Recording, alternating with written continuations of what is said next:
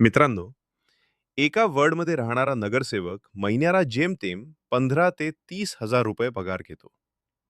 पण निवडणुकीत तो 1 ते 5 कोटी रुपये खर्च करतो. हा पैसा येतो तरी कुठून? सरकार देते का?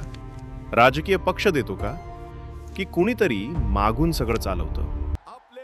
आणि सगळ्यात महत्वाचं, हा पैसा जिंकल्यावर परत कसा वसूल केला जातो?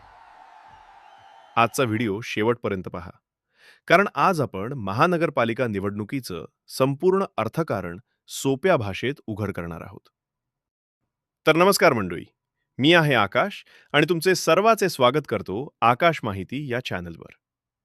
तुम्ही जर पहिल्यांदा या चॅनलवर आला असेल तर सबस्क्राईब, जेणेकरून असेच माहितीपूर्ण व्हिडिओ तुम्हाला पाहायला मिळतील. चला तर जाऊया आपल्या विषयाकडे. मित्रांनो, महानगरपालिका निवडणूक म्हणजे नेमकं काय?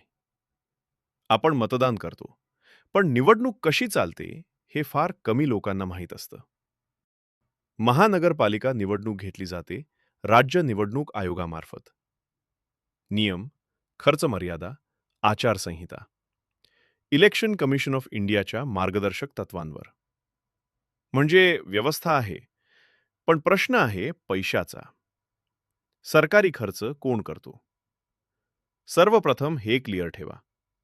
सरकार उमेदवाराचा प्रचार खर्च करत नाही. सरकार करते मतदान यंत्र, मतदान केंद्र, सरकारी कर्मचारी, पोलीस बंदोबस्त, सुरक्षा व्यवस्था. हा सगळा खर्च येतो आपण भरलेल्या टॅक्समधून. म्हणजे सरकारच्या इलेक्शन कंडक्ट, उमेदवारच्या प्रचार खर्च. उमेदवार किती खर्च करू शकतो? कागदावर वर्सेस वास्तव. कागदावर नियम काय सांगतो? नगरसेवकासाठी खर्च मर्यादा साधारण 5 ते 10 लाख रुपये. पण वास्तव काय आहे? प्रत्यक्ष खर्च 50 लाख रुपये, 1 कोटी रुपये, मोठ्या शहरात 3 ते 5 कोटी रुपये सुद्धा. आता प्रश्न पडतो, जर लिमिट 10 लाख रुपये आहे, तर उरलेले कोट्यवधी रुपये दाखवले कुठे जातात?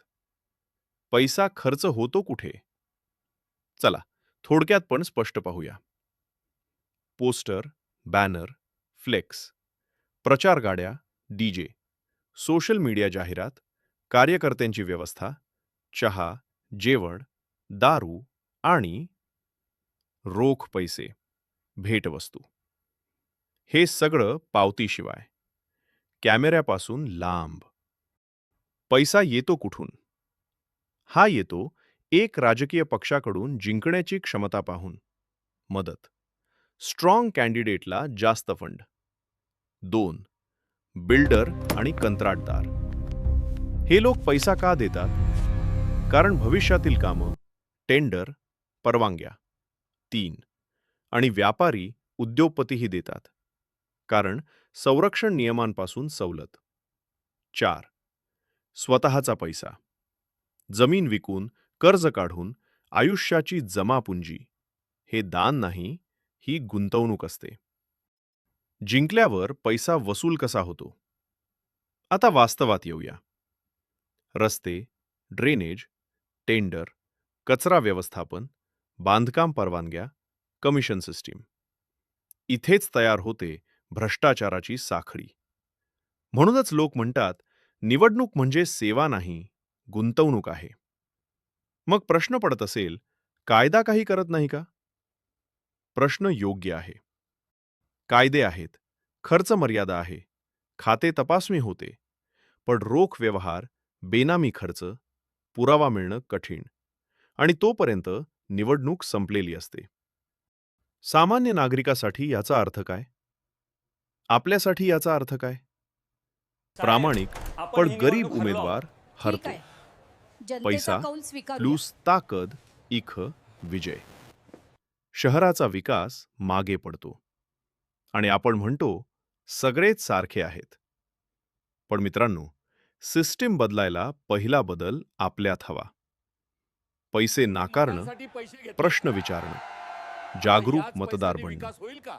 अशीच खरी स्पष्ट माहिती मराठीत हवी असेल तर आकाश माहिती चॅनलला सबस्क्राईब करा. कारण माहिती हीच खरी ताकद आहे.